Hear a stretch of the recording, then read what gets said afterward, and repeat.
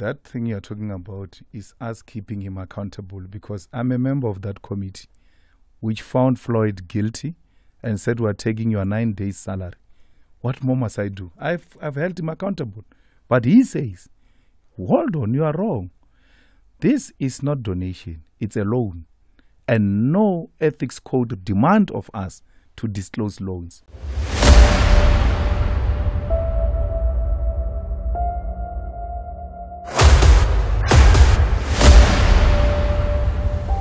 This is the journey to One Africa. Welcome to Metro FM Talk. Thank you for having us.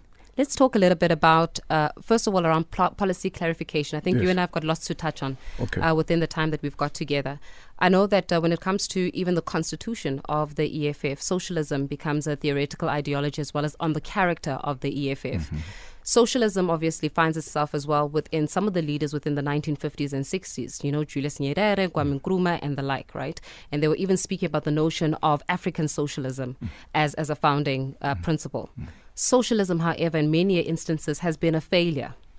Soviet Union, Nazi Germany, for example, they failed under socialism. And if you look at, for example, I think it's Algeria, Egypt even tried the socialist approach and it failed. How then does socialism find practical expression within a South African context with the realities that we're currently facing? Well, its failure in Germany and in the Soviet Union does not mean automatically it will fail, because it succeeded in Cuba, it's succeeding in China.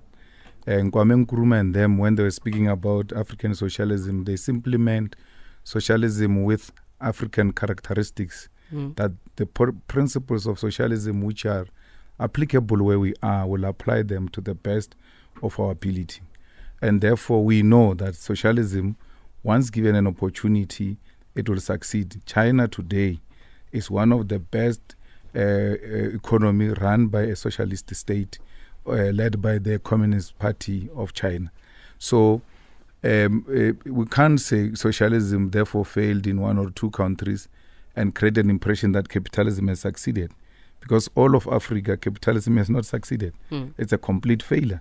We are in this mess because of a capitalist state. And why not give an alternative economic system an opportunity to see if it will fail the same way capitalism failed? Capitalism failed Africa. All the ills that we have today is because of the greediness that was introduced into our continent by capitalists who came and exploited our resources and caused all of these problems. Though I hear you with that, socialism as well, I'm not saying capitalism is at all correct. Yes. Because we're currently living in the most unequal society in the world because of capitalism.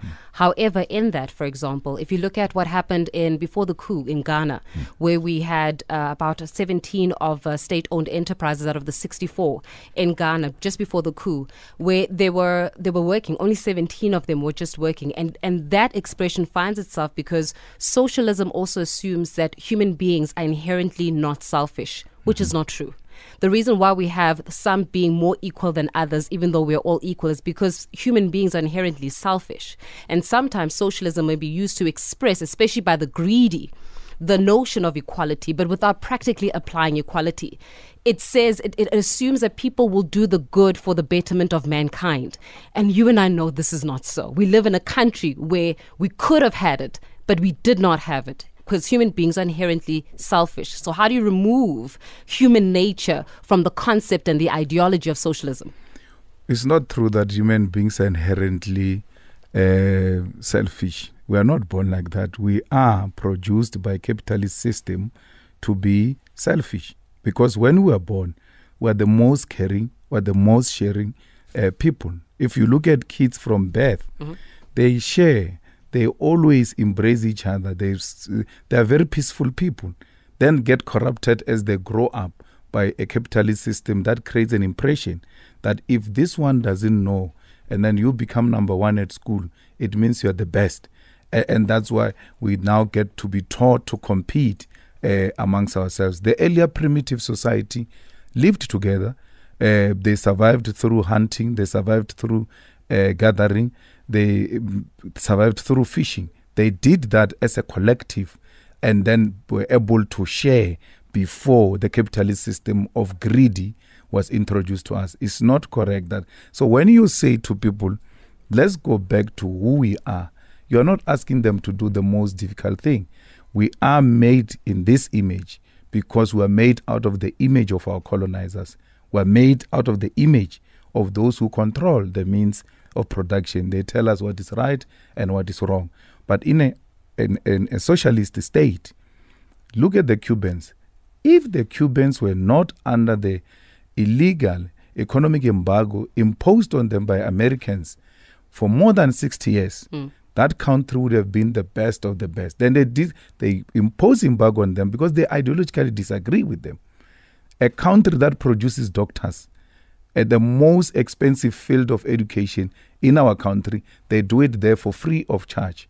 They live in an equal society where people are not driven by greed, but the ability to share and allow the state to develop the productive forces where wealth should be created and labor should be distributed according to the capacity of every individual that is found in society. So we want that type of society. And this can be done by introducing a new morals, new culture, which gets to be inculcated in how we get to be brought up. It is possible. So we are not inherently selfish. So you're saying that we learned. We're being taught. It's like racism.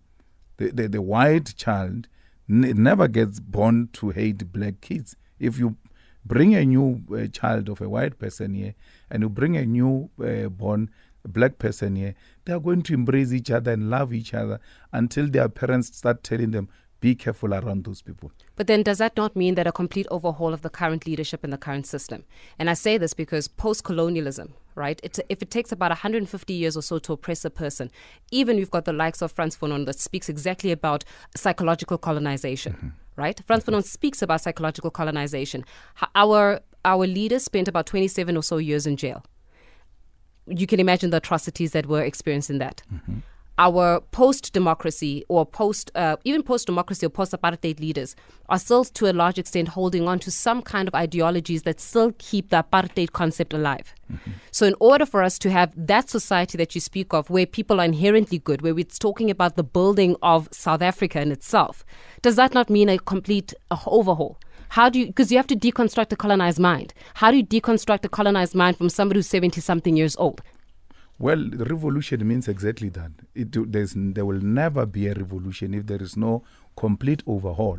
And there was no complete overhaul in 1994. It was just swapping of seats.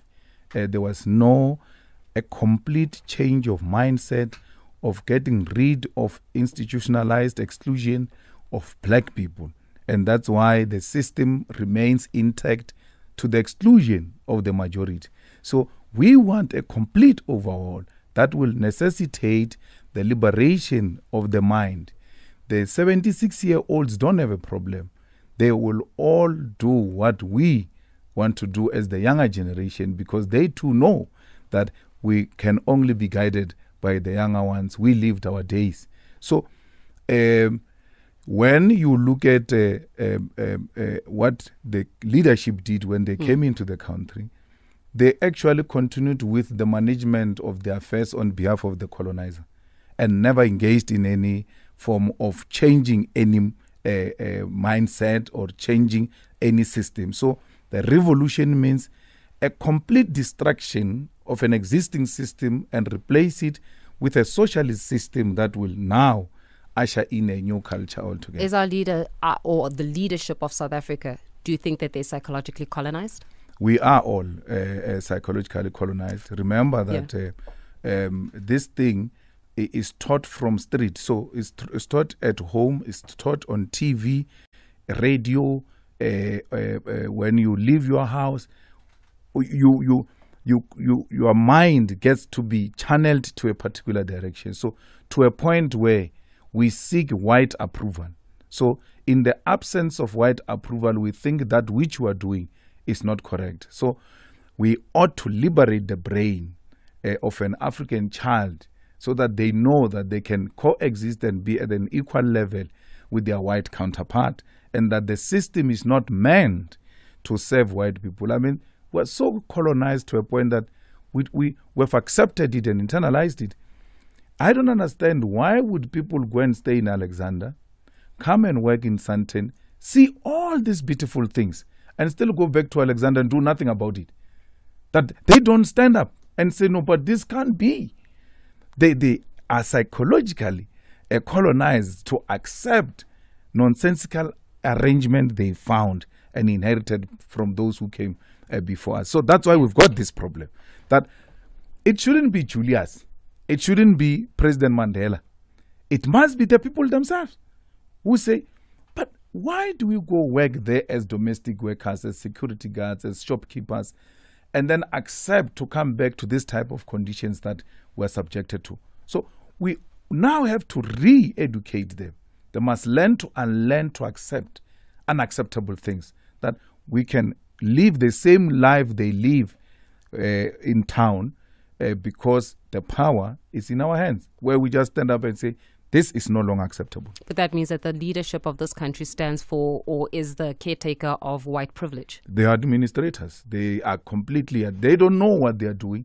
They didn't come in with an intention to do anything. I mean, we gave a lot during the negotiations. If you look at the negotiations, the only thing we came back with was the date of voting on the 27th of April 1994, because you didn't come back with the land. You didn't come back with the ownership of the economy.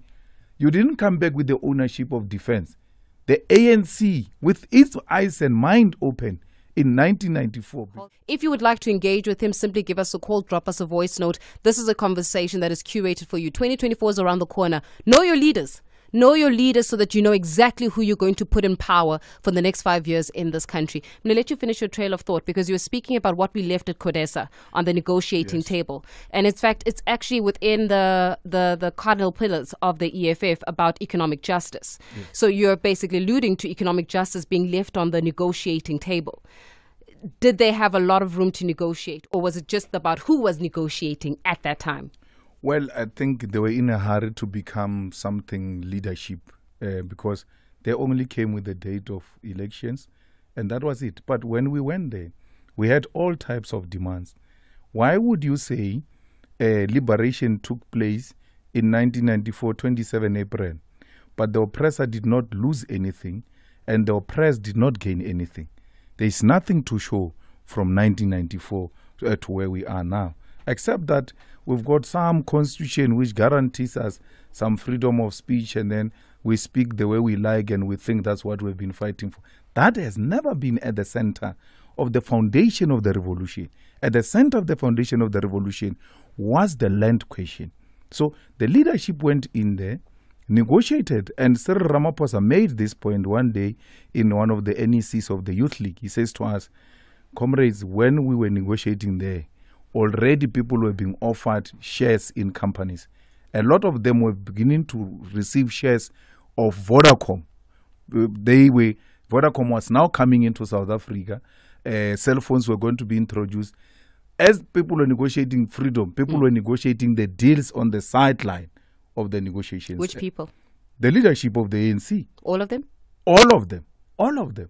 I mean, do you know that when the ANC came back into the country, and this is found in the biography of Trevor Manuel, when they arrived, first National Executive Committee of the ANC took place at Velgerlegen Farm, which is owned by Johan Rupert. They landed.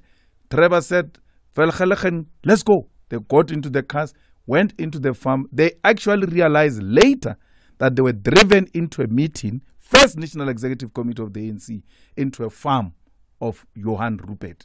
So when you talk capture, when you talk people who are negotiating, those are the people who are holding meetings at the farm of our oppressors. You speak about capture. There's this notion of 9 wasted years in South Africa, right? Everybody keeps talking about the 9 wasted years. We've got the Zondo Commission. We've got the outcomes and the reports that get handed to President Cyril Ramaphosa. We are yet to realize actual people in orange overalls as a result of that.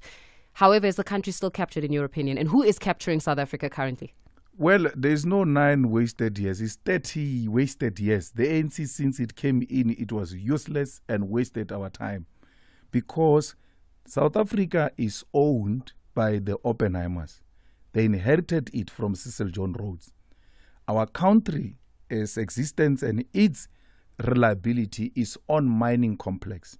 The discovery of diamond, the discovery of gold, and they've not only owned South Africa, they own Southern Africa.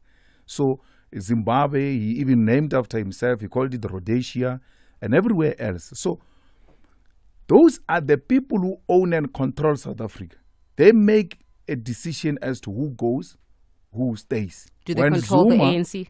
Come again? Do they control the ANC they currently? Do. They don't control it, they own it. For the past 30 years? They owned it when it landed. It landed in a farm of Johan Rupert. But then that also means that you were a president of a youth league that was owned by the Ruperts. That means that you were part of it because you were the ANC youth league president. That's why I was fighting inside. Yeah. I was not enjoying the soup.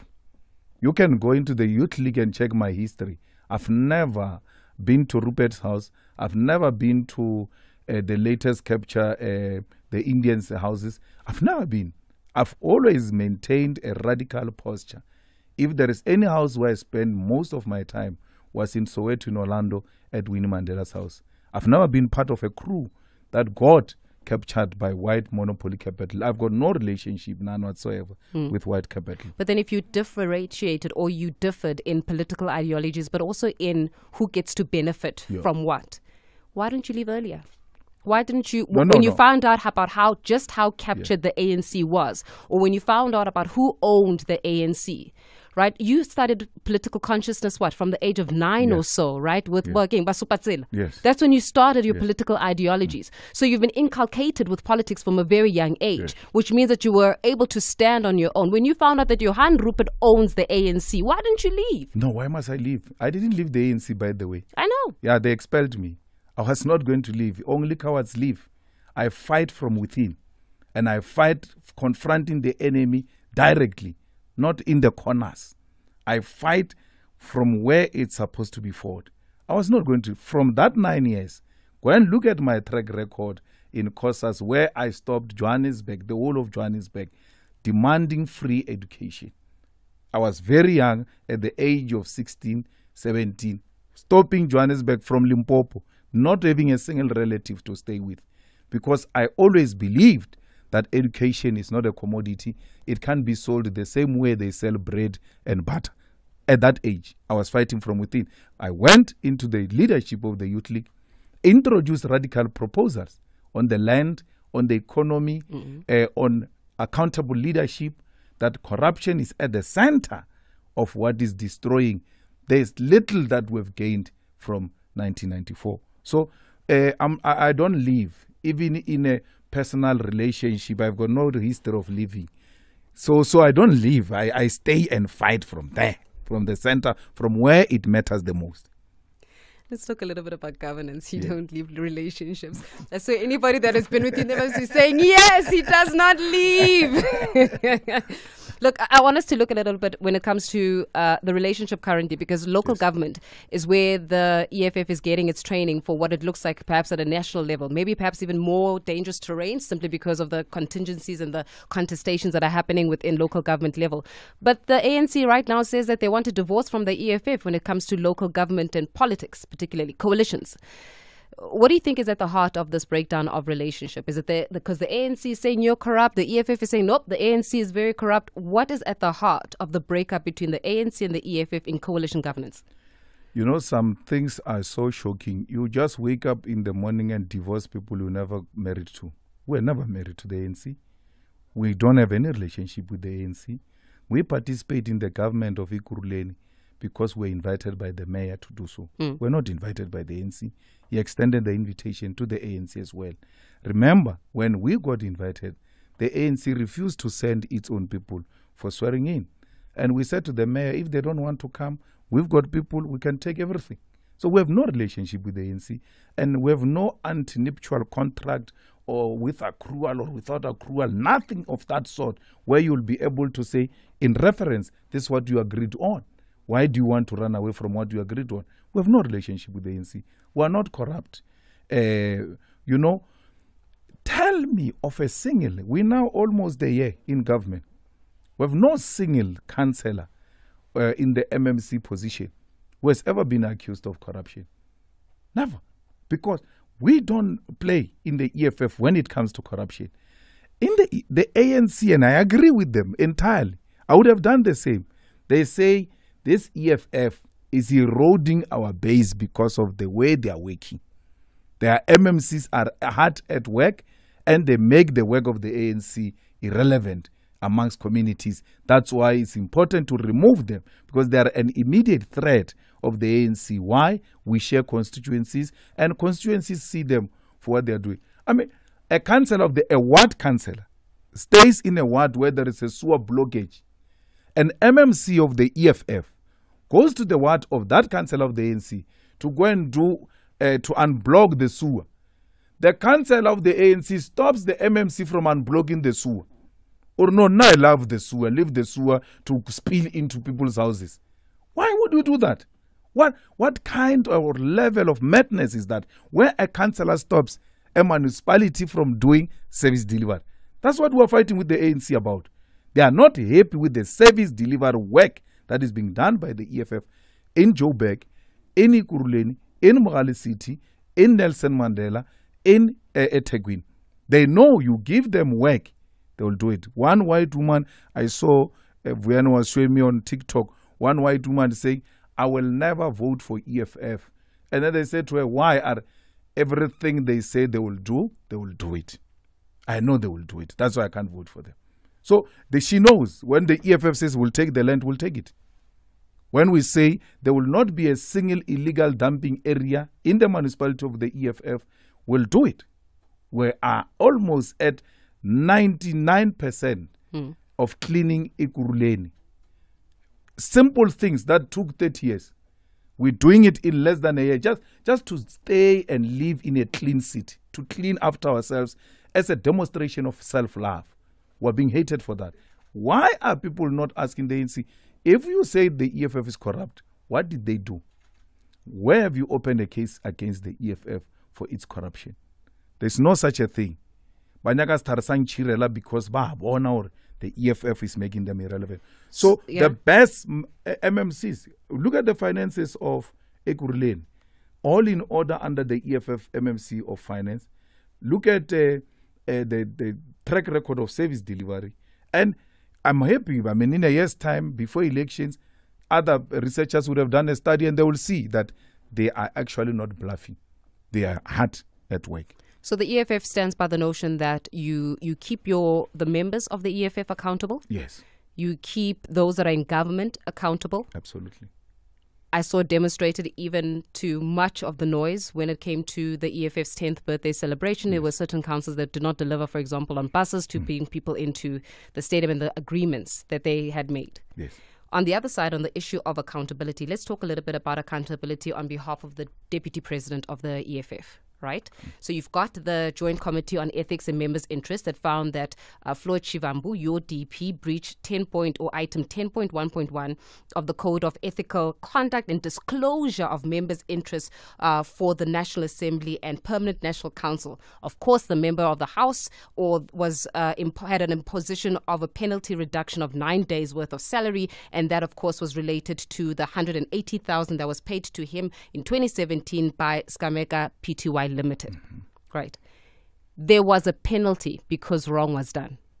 How then, if you are keeping your councils accountable, if you're keeping local government accountable, how then do you keep your DP accountable? Because this is clearly something was done wrong. How do you keep the same accountability and impose the same accountability to your Deputy President, Floyd Shivambu, as you would keep to anybody who's a member of the EFF? Yes. That thing you're talking about is us keeping him accountable, because I'm a member of that committee which found Floyd guilty and said, we're taking your 9 days salary. What more must I do? I've held him accountable. But he says, hold on, you are wrong. This is not donation, it's a loan. And no ethics code demand of us to disclose loans. That's why we've got so many loans. If they were saying we must declare loans, so we don't disclose loans. He says it's a loan. He's got an affidavit a signed affidavit from the police station, which he gave to SARS, and SARS accepted, by the way, which he gave to the committee. After the committee, by the way, Floyd was found guilty by the committee in absentia without being given an opportunity to present his side of the story. I had to fight inside there that he must be called, and only to realize they were communicating with him with the wrong email. Despite not giving him an opportunity to present his side of the story, they still proceeded to find him guilty. I'm a member of the committee. I must accept that this is a decision of the committee. But I'm happy the deputy president is taking this matter on review. He says, I'm not going to allow this. It's not a donation, it's a loan. I've heard some fools saying, but the company without a finance certificate as a financial service provider can't give you a loan. Well, yeah, we borrow each other, and we don't even call them loan. We're calling them loans because of these things. But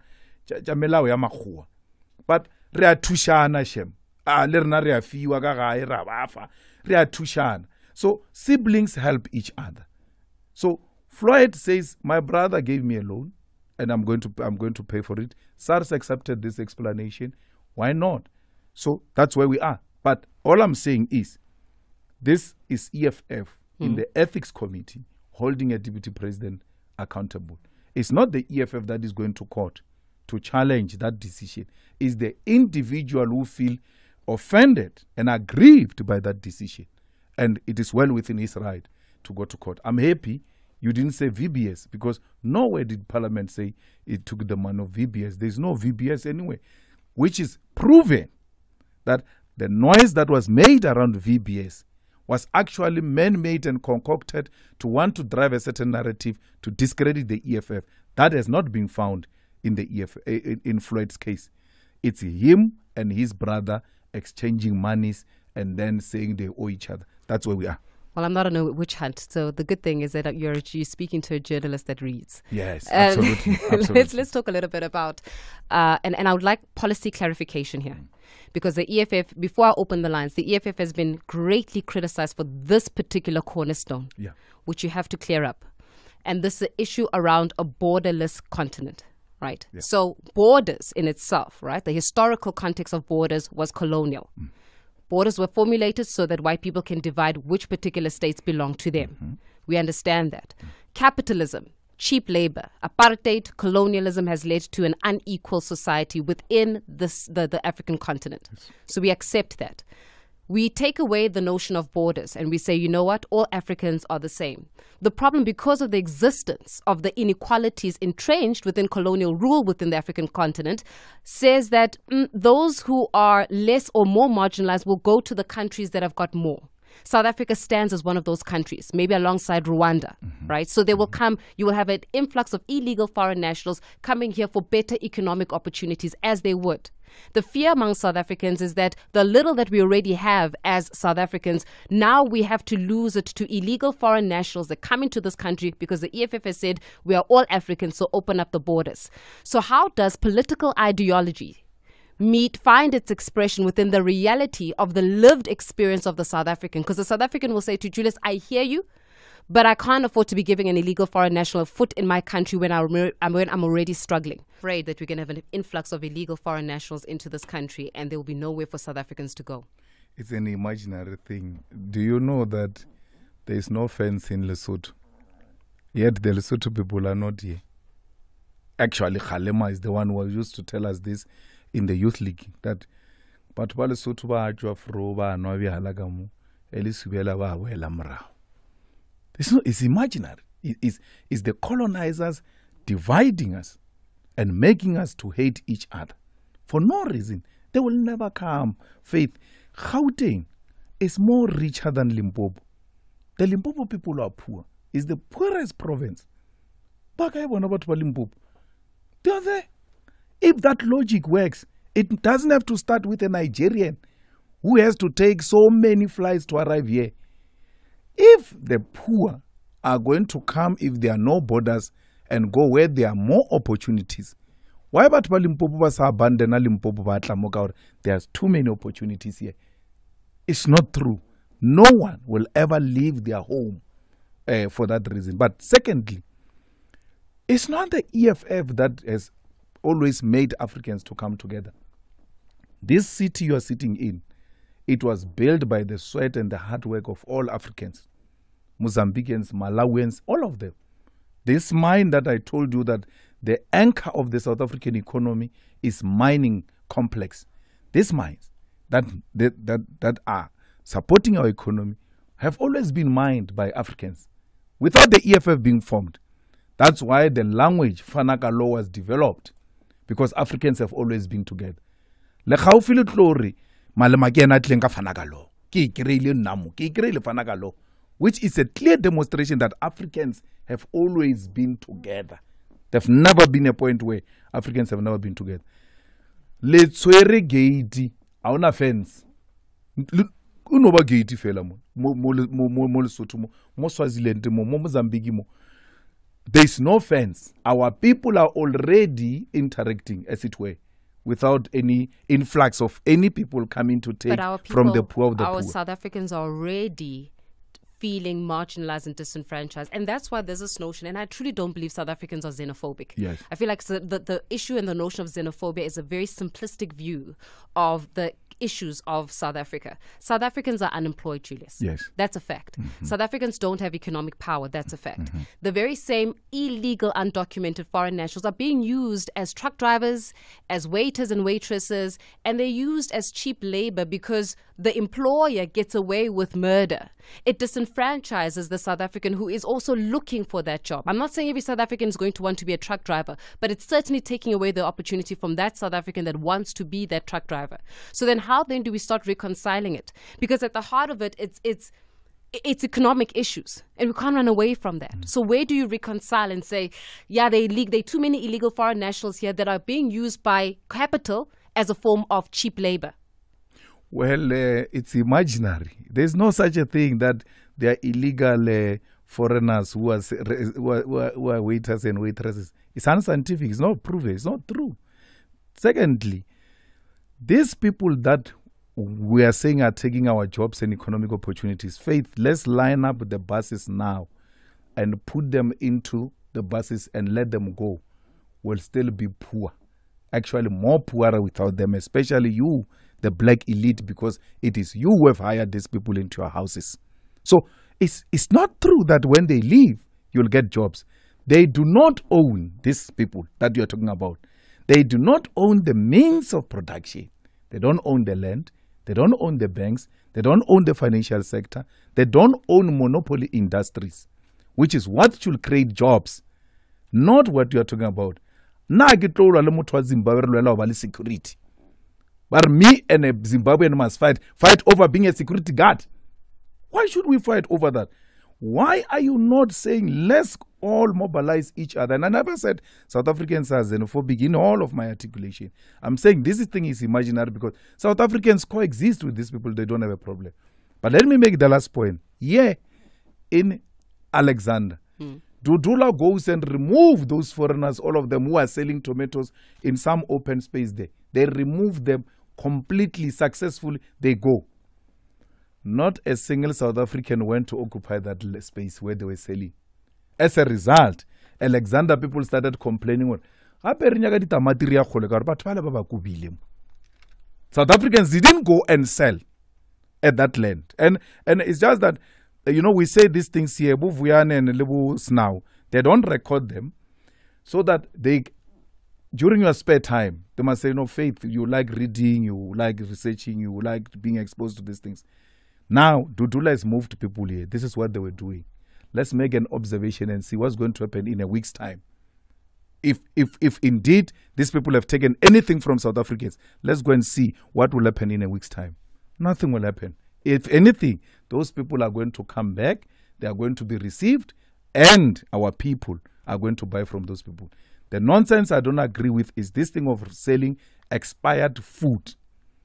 The EFF and all community leaders, it is in their hands to confront people who are selling expired food in the township, in the villages, and even in town. Because it's not only those people in the spaza shops who sell expired food.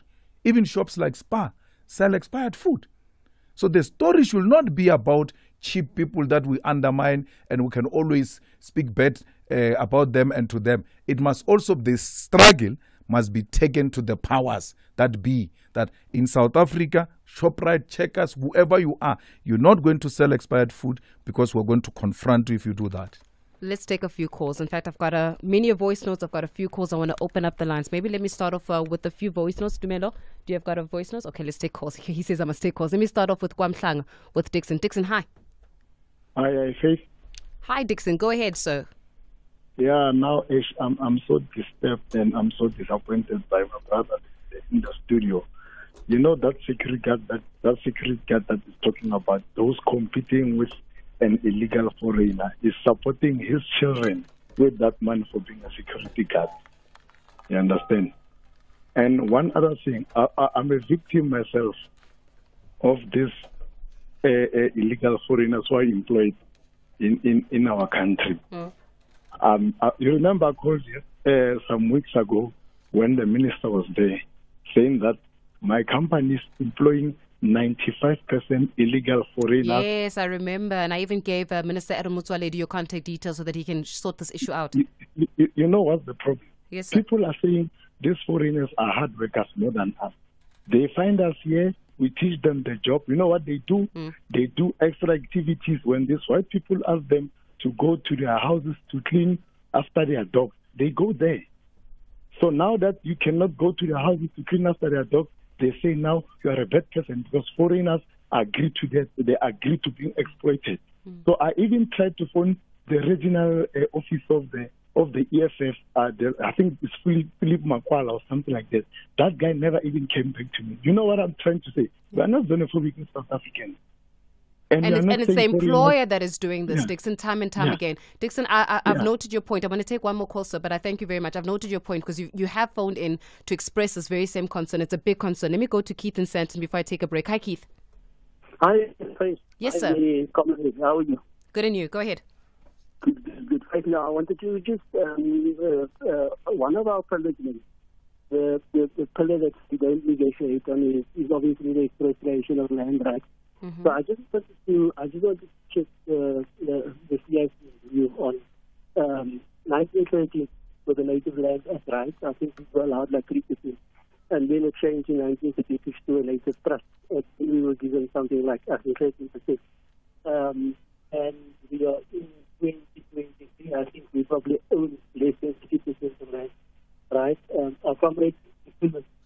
Keith, you know what? I'm going to give you an opportunity to say your point again. I'm struggling to hear you. So I'm going to give Dumelo a chance to phone you back. But let me go to Mukopane with Tabang. Tabang, hi. Hello? Yes, sir. I just think he's saying to I'm as young as I am, I'm 21 years old. So I have to ask you on how, what plan does we have for the education system? Because the current one that we have doesn't work for us. I hear you, Tabang. Let me take a break. I am the guy who grew up hungry for more than just food. I'm the one who saw the chance to cook up a better life. Then we started serving Kasi food. The hour. I still see more of your calls. I'm going to take them as soon as Dumelo lines them up. But I've got Dixon here, and Dixon's issue is very pertinent because he says that the company that he works for, 95% of them are, the company has hired 95% of illegal foreign nationals because the bosses view them as less problematic in inverted commas. How does one even, because it's, how does one even reconcile that? Or where does justice come in? And how do they impose justice in an existential phenomena that happens of this nature? Well, it's not a big problem. We can go there tomorrow and remove those foreign illegal foreigners. There is a law in South Africa on how those issues get to be dealt with. And I'm happy you said to Dixon, it's not those foreigners the problem. The problem is the employer who employ undocumented foreigners. If he's really doing that, he's committing crime. There are laws in this country that governs that. And I'm actually sorry that I disappointed Dixon by saying I'm not going to fight for jobs of security guard. I want bigger than that. I don't want Dixon to be a security guard. I want him to own the farm. I want him to own the industries. I want him to be an industrialist. And that's where my struggle is.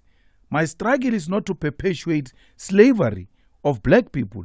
And if that disappoints Dixon, it's his own problem. I'm not going to retreat from that. I'm fighting for a bigger thing. And that bigger thing is black people owning the economy of South Africa. And that's my focus. And so basically, but I can tell you now, if there is an illegal foreigners who are being hired without following the due process, tomorrow, this Philip Makwala is talking about can go there and solve that problem tomorrow. He doesn't even have to have a problem of calling radios. We can solve it in less than no time. And we're not going to talk to those illegal foreigners. We're going to tell the bosses, you're going to stop this nonsense, and it's going to stop with immediate effect. I can tell you that. But I deal with that every day, but it's not core of my program. My program is to take the banks from the hands of the minority into the hands of the majority so that we can have a say in the banking sector of South Africa. Gebethu in Johannesburg South. Hi. How are you? Very well, thanks to you, Mama. Go ahead. Good, thanks. I just wanted to find out, Julius Malema did not answer you when you asked about ANC saying they're divorcing. I understand his choice of words, but are you going to remain in coalition with the ANC, yes or no? I think that's a simple answer. We're not in a coalition with the ANC. Therefore, the question yes or no doesn't exist. We're not in coalition with the ANC. If we know what a coalition is, then you will know we're not in a coalition with the ANC. All right. May you explain what the arrangement in the city of Johannesburg I did. I said the mayor of Johannesburg invited us and then we responded to the invitation by the mayor. Thank you. Thank you. Let me take Keith in Santons. Keith, hi. Oh, Keith is gone. Okay, we'll keep on. Listen, I just want to say that my lines are flooding. So if they get blocked, it just means that so many people are trying to engage. Bear with us. Have a little bit of patience with us because we have to get into some of these issues. But I want to talk a little bit. You're speaking about the economy. So let's talk a little bit about the economy, right? I saw that as of June 2023, you had national government that had accumulated 4.3 trillion rand in total domestic debt. Right, that means that I think the finance minister Enoch Kotokwana was saying that I think for every 1 rand or so, 18 cents or so is actually gone to service debt. Right, this if you win 2024 and you become the president of the country, you are inheriting a debt of 4.3 trillion rand. How do you solve this issue around debt accumulation in the country? Because we keep borrowing from the World Bank, we keep borrowing from IMF. Debt comes with terms and conditions that apply. How do you resolve? Well, the first is to refuse to recognize apartheid debt. Our problem started when we accepted the apartheid debt, that people were borrowing money to kill us. And then we take government and say that money which was borrowed to kill us will pay for that money.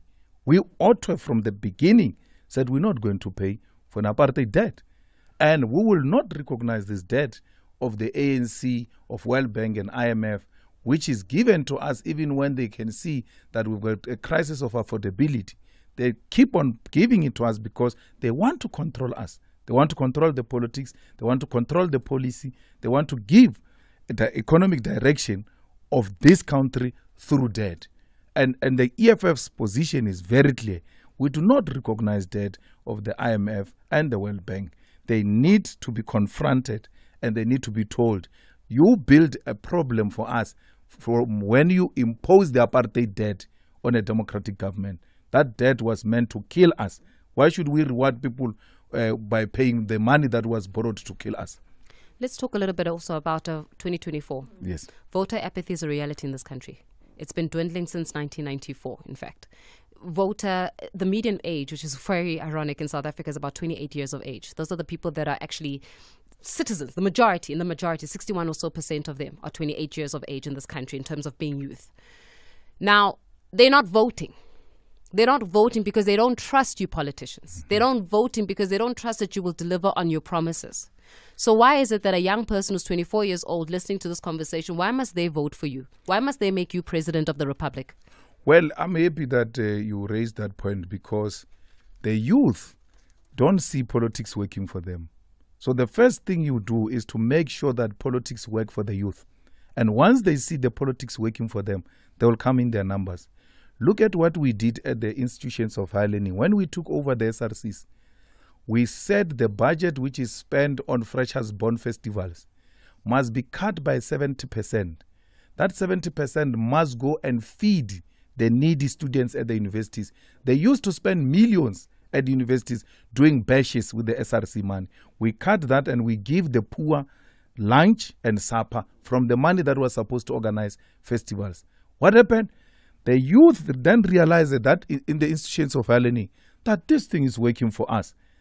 As a result, there is a mood all over universities of educated people, not illiterate, educated people who say we want to make an educated vote, and that vote is for the EFF because we can see that the politics are working for us in the institutions of learning.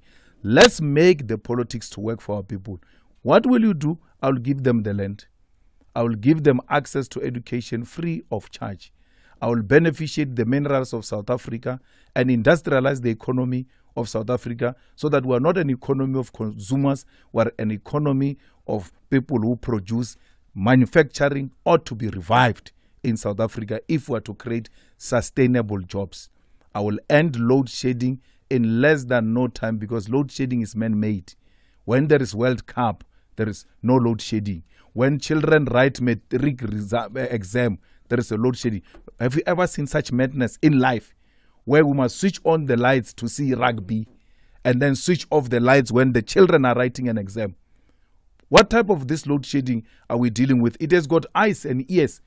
It knows that Kolisi is about to pick up the ball. It doesn't go.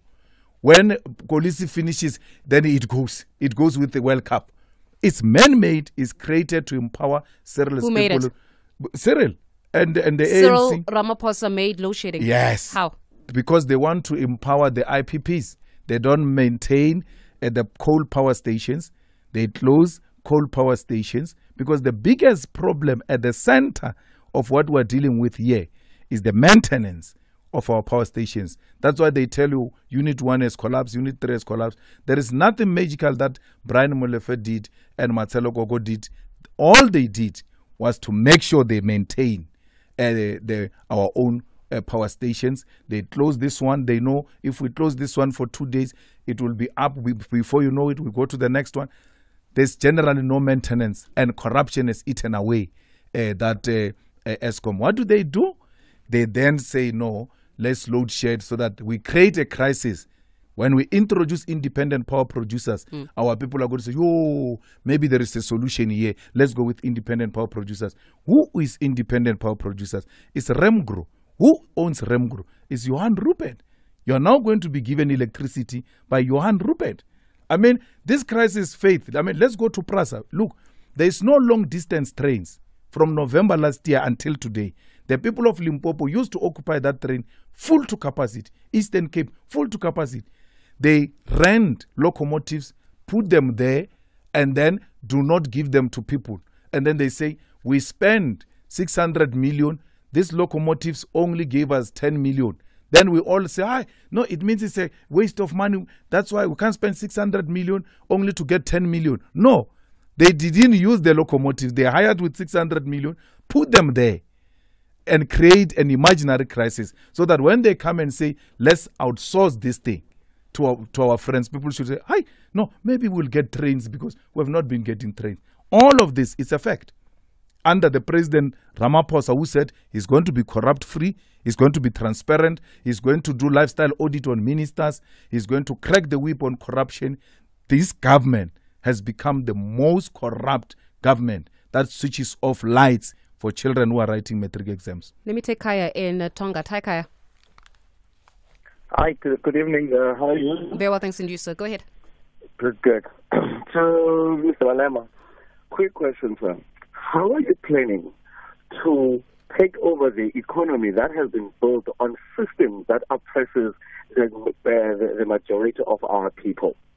Is it not better that you build economy that will accommodate everybody instead of taking the one that already exists? Because all the systems that are in place right are putting us where we are, which I'm not going to go into detail on that. Second question. You led a campaign of going and checking all the restaurants who are employing foreign nationals, and you said that South Africans must be employed in those restaurants. But today you're saying that no, that's not the case. or the foreign nationals are not taking South Africa's job? I'm a bit confused on that. No, I just said to you, I can go there tomorrow in a company where they say they are illegal immigrants, undocumented immigrants, to confront the employer, not the employees. They don't employ themselves. I'm saying, instead of fighting these ordinary people who come into this country looking for greener pastures, get exploited by the employer who violate our laws, those are the people I can confront even tomorrow. If Dixon was to say to me, Mr. Malema, here is the address, this is where these people are, I will wake up and go there to confront the employer, not employees. I'm not going to have black on black violence with my own brothers and sisters. But the white establishment, which makes us fight, is the one that needs to be confronted.